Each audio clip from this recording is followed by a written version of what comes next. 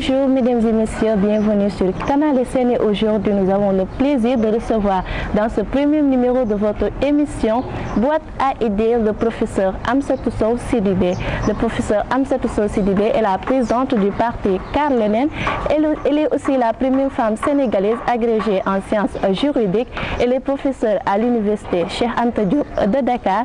Elle est la première femme candidate de l'élection présidentielle en 2012. Elle est auteure aussi de nombreuses publications.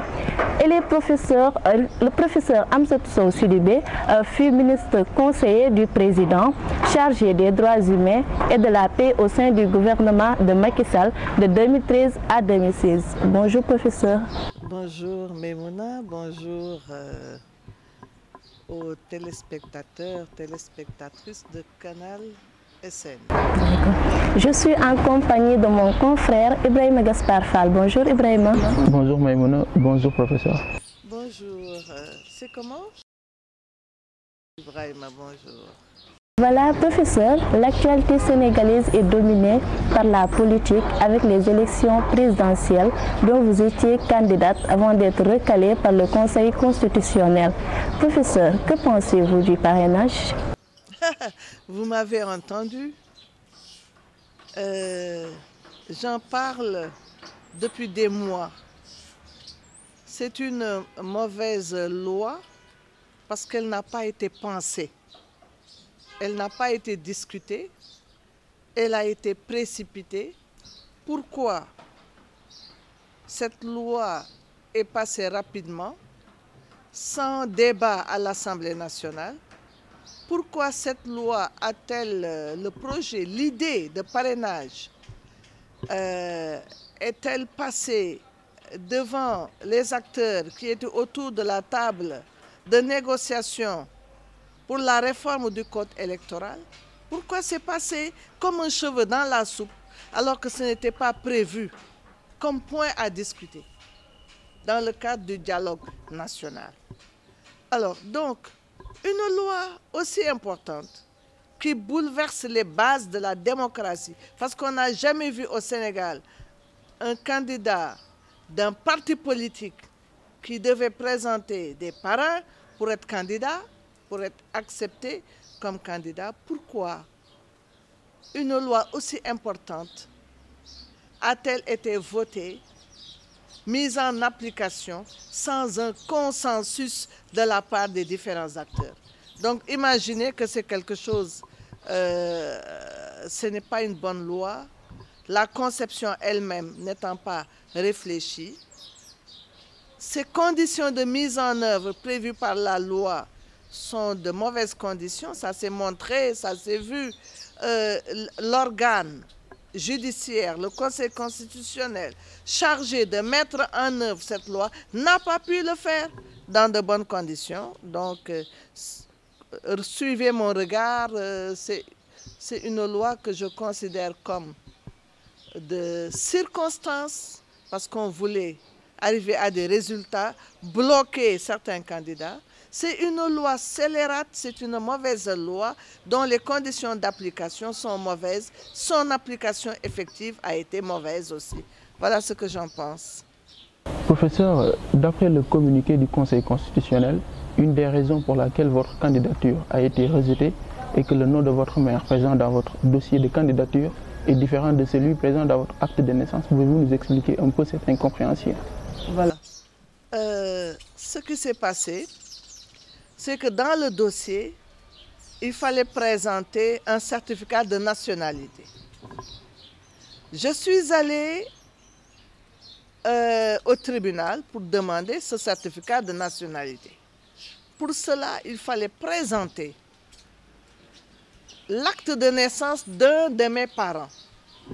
Et en l'occurrence, j'ai présenté l'acte de naissance de mon père, sur la base de l'extrait de naissance de mon père.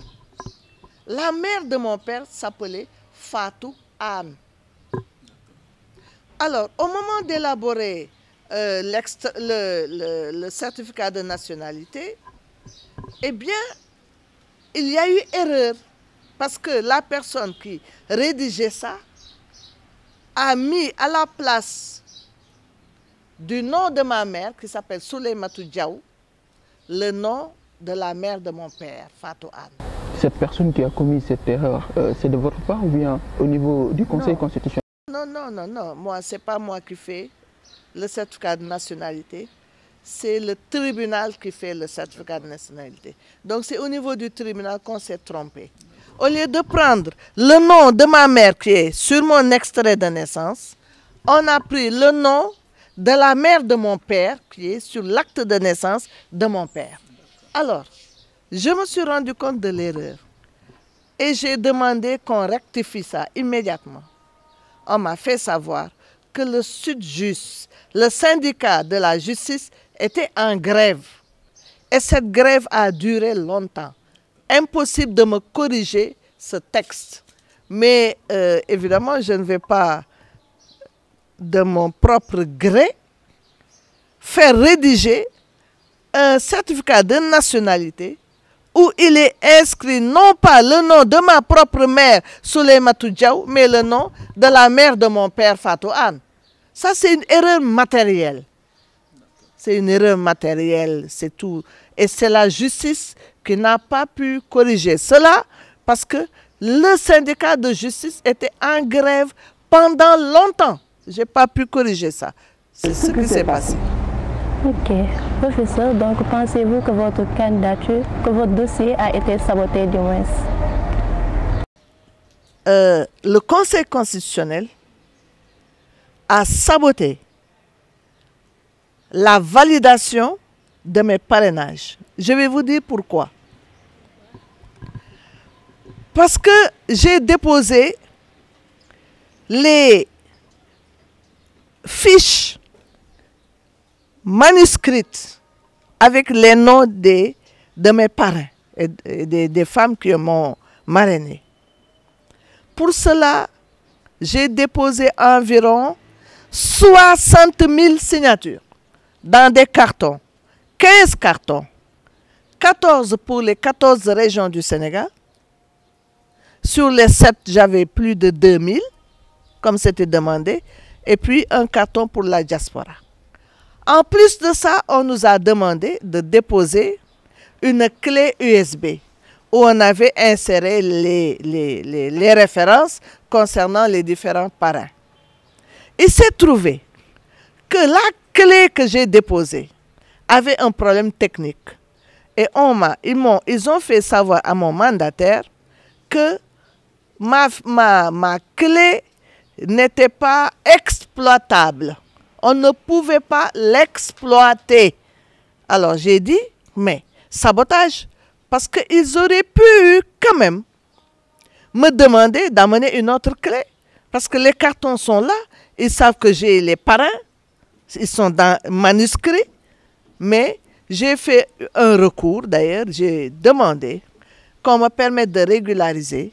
J'ai déposé une autre clé. Jusqu'à présent, il n'y a pas eu de réaction par rapport à ça. Ils ont fait fi de la clé que j'ai remise. Donc, c'est le Conseil constitutionnel qui a saboté la question de la validation de mon parrainage. Que pensez-vous de la liste définitive rendue par le Conseil constitutionnel? Elle est fade. Elle n'a ni saveur, ni senteur, parce qu'il n'y a pas de femmes dedans. C'est inadmissible aujourd'hui. Le leadership féminin exclut dorénavant, depuis que nous avons osé en 2012 nous présenter, c'est définitif. Ça exclut l'absence des femmes. Absence des femmes, on ne peut plus l'entendre dans notre pays. C'est un recul démocratique. C'est mauvais pour les droits des citoyens sénégalais. Parce que la présence des femmes est utile.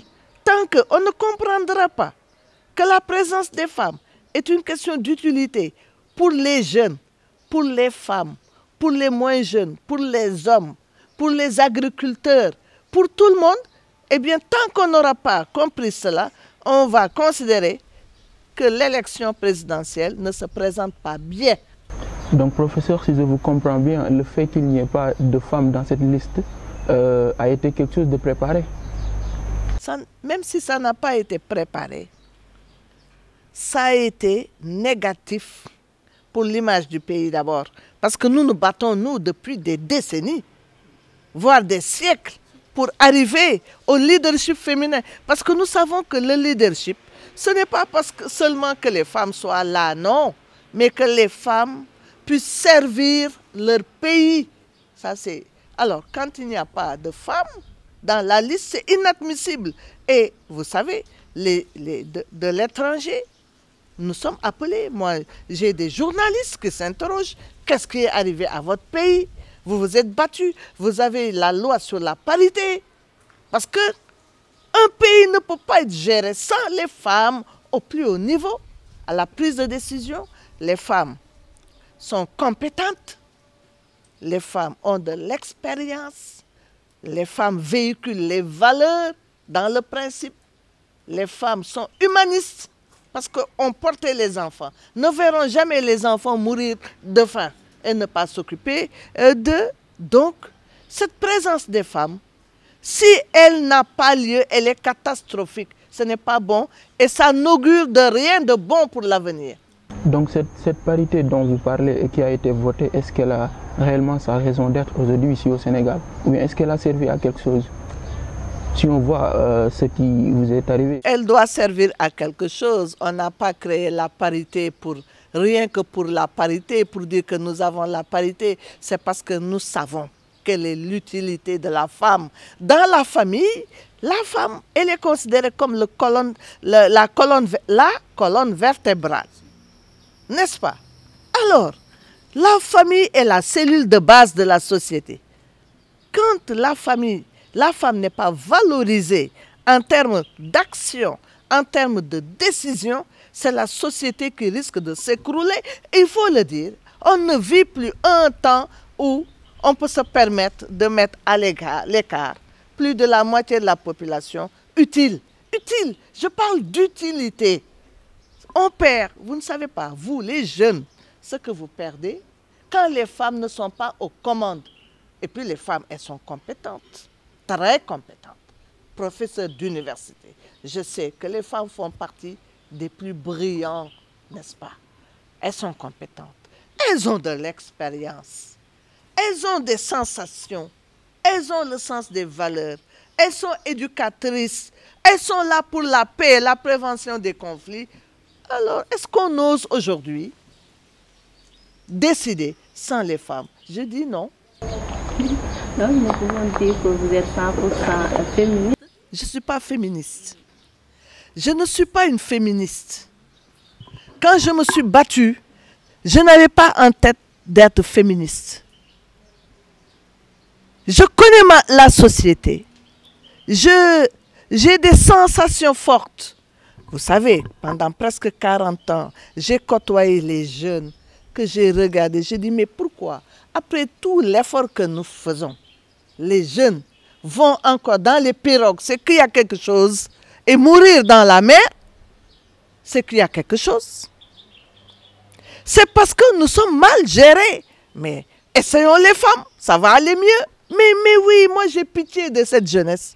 Tous les ans, je forme à l'université, je formais au bas mot 2000, 3000 jeunes que je vois, je regarde, je sais, j'essaie de voir quelle est leur situation aujourd'hui.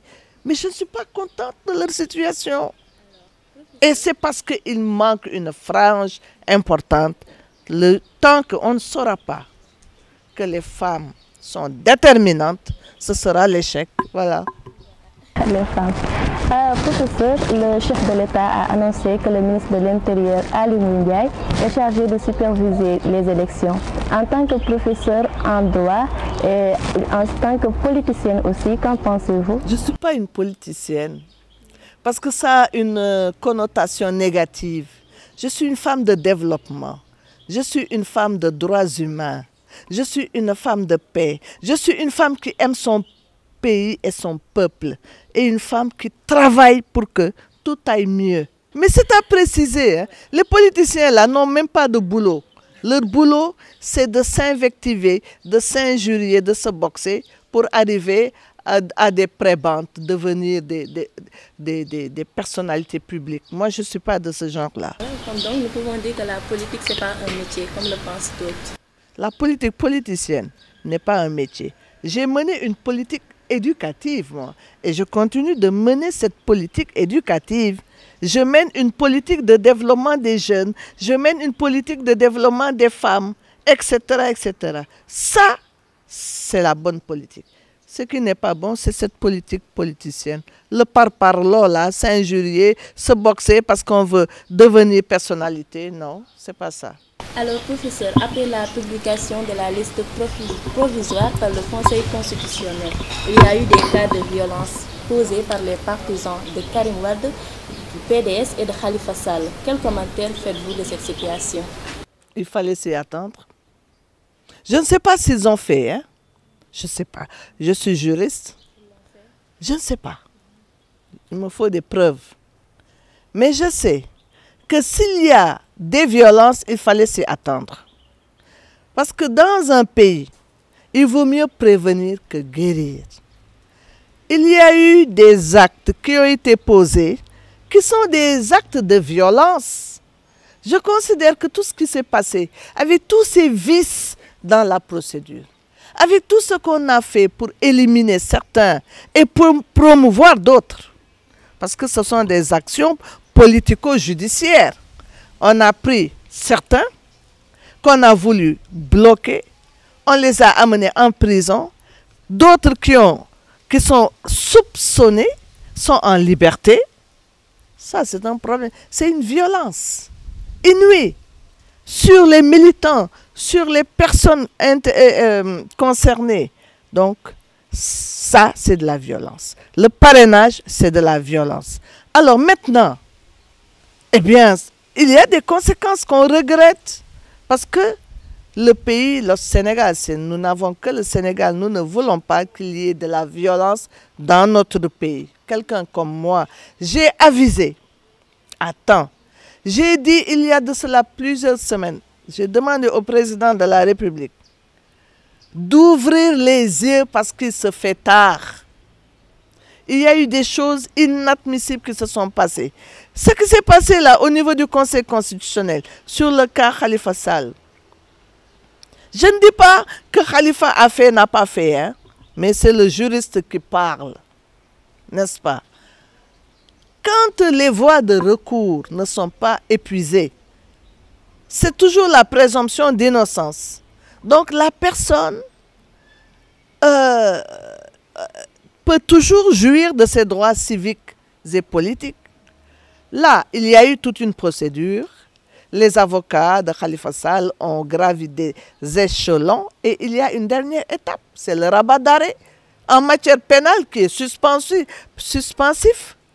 C'est-à-dire que tant que le rabat d'arrêt n'a pas permis de clore la condamnation en la rendant définitive, eh bien, il jouit de ses droits civiques et politiques. Mais on lui a fait savoir que vous ne pouvez pas être candidat. Ça, c'est une autre violence faite aux citoyens. Il faut savoir que chaque fois qu'on piétine les droits humains des personnes, on a fait violence sur elles. Et en l'occurrence, il y a eu violence, hein. Bon, voilà. En tout cas, il vaut mieux que l'on s'asseye autour d'une table maintenant. Il n'est pas tard pour s'asseoir autour d'une table. Moi, j'ai prôné le report de l'élection. C'est pour qu'on reste en paix. Voilà. Professeur, elle vous a posé une question à laquelle vous avez oublié de répondre. Elle disait que pensez-vous du fait que le président Macky Sall confirme le ministre de l'Intérieur Ali Ngouille comme celui qui va organiser les élections en tant que juriste? Mais oui, c'est un autre problème. Voilà pourquoi j'ai dit qu'on se mette autour d'une table. Le ministre Ali Ngouille, lui-même, nous l'avons tous vu, entendu, a dit qu'il va se battre pour que son candidat passe. Oui. Donc il rompt l'égalité entre les candidats. Il a une préférence. En tant que ministre de l'Intérieur, il va se battre. Il va se battre comment? Est-ce qu'il va se battre en respectant les règles du jeu? Ça m'étonnerait. Donc lui, on a toujours dit qu'il devait s'occuper de la sécurité intérieure du pays et laisser de côté les élections. Les élections, on doit les confier à quelqu'un d'autre. Lui, il s'occupe de la sécurité intérieure. On tue les gens à tout bout de champ. La violence, elle est là. Bon, bref, voilà. Professeur, après le rejet de votre candidature, est-ce qu'il y a des candidats dans cette liste définitive qui vous ont approché pour une possible alliance? Mais évidemment, on ne peut pas ne pas m'approcher. Tout le monde m'approche pour une alliance. Vous êtes prête actuellement pour soutenir un candidat? Je suis en train de réfléchir. Wait and see. Est-ce qu'on peut avoir une idée? Wait and see. Vous aurez la réponse. Vous l'aurez. D'accord, professeur.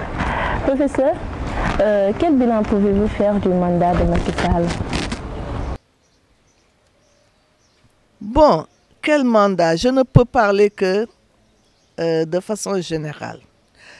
Alors, on ne peut pas dire qu'il n'a rien fait. Hein? Ça, le dire, ce serait de la démagogie. Bon, il a fait dans le social, il a posé certains actes. Il a inauguré.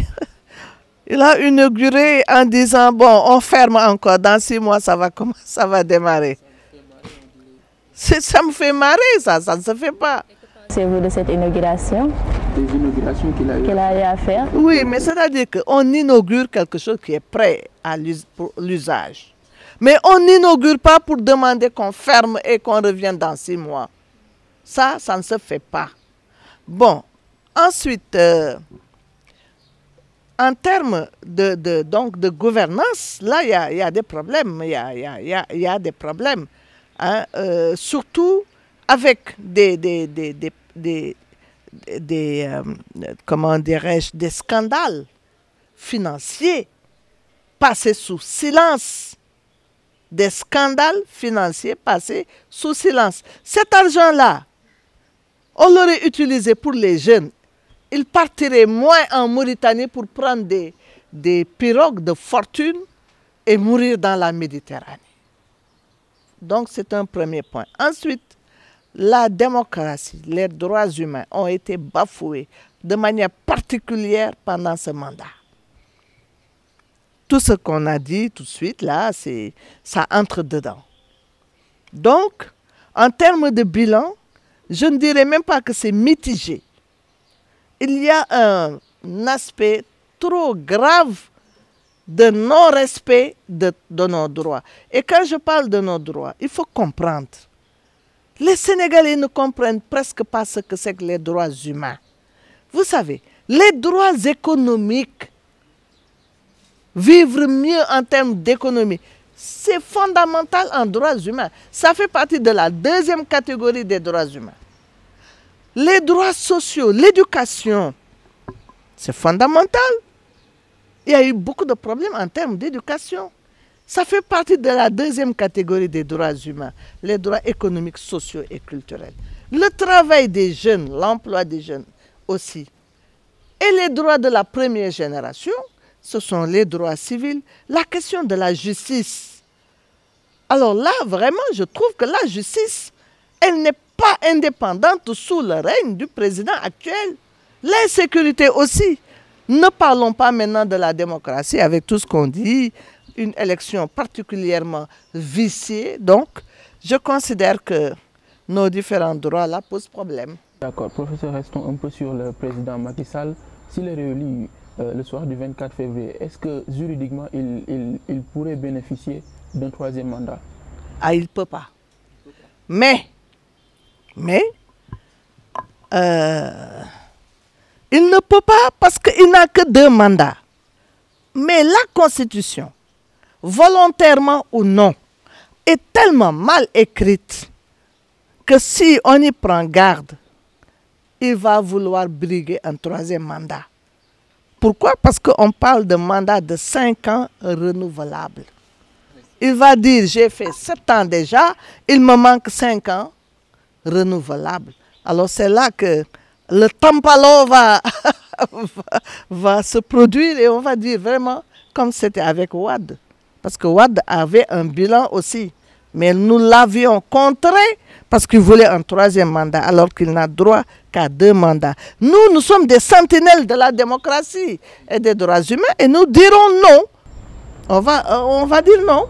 Mais est-ce qu'avec le référendum passé, il n'y a pas de loi qu'il pourrait avoir une possible troisième mandat? La Constitution elle-même, telle que rédigée, peut être interprétée par lui, par son tailleur, le ministre de la Justice, comme une possibilité d'avoir encore 2 mandats. Mais ça, il faut le corriger rapidement. Ça doit être dans le programme là, des candidats. Revoir la Constitution là. Hein, enfin, je ne sais pas, ou en tout cas, une mesure transitoire pour expliquer. Si quelqu'un d'autre arrive, c'est bien, c'est 5 ans renouvelables.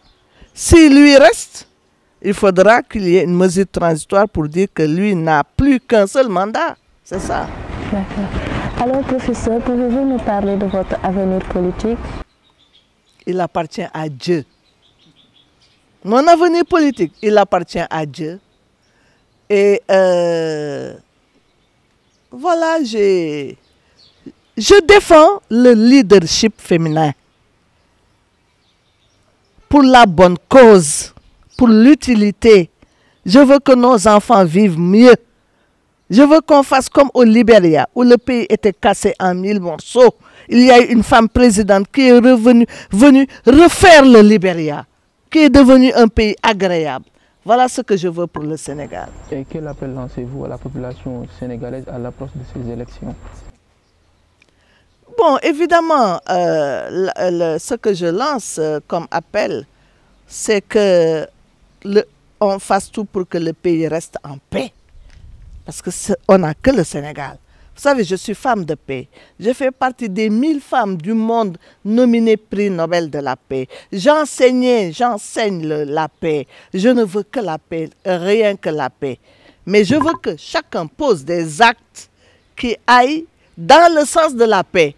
Que personne ne violente l'autre. Le pouvoir, il est en train de violenter. La société, le peuple, les jeunes surtout veulent réagir. Alors, il faut qu'on arrête, qu'on s'asseye autour d'une table. C'est ça la paix.